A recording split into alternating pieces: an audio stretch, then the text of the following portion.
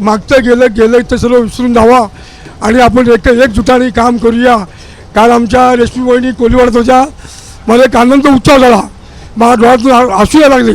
त्यावेळेला मी म्हटलं वहिनीला, वहिनी आमच्या कधीच घराच्या बाहेर पडत नव्हत्या, पण ह्या वेळेला जी गद्दारी झाली आमच्याबरोबर, 50 खोके बाहेर आले, 50 खोके वाकले गेले, 10 कोटी एक वाटत गेलेले आहेत. आमच्या पक्षावरती आणि आमच्या निवडणुका याच्यावरती एखाद्या उमेदवारावरती ज्याच्यावर अन्याय करत आहेत. त्याच्यामुळे सर्व माननीय काय एवढं भाऊक व्हायला होते तुम्हाला? तुम्ही एवढं भाऊक का होत आहे?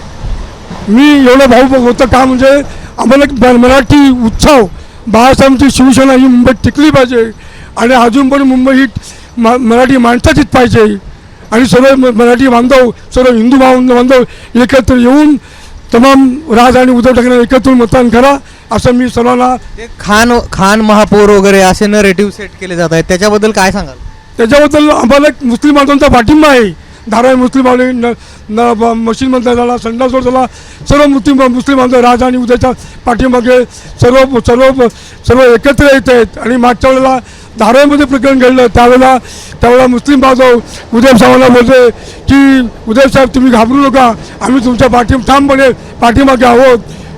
त्याच्यामुळे मुस्लिम बांधवांनी पूर्णपणे राज आणि उदयला पूर्णपणे पाठिंबा केलेला आहे.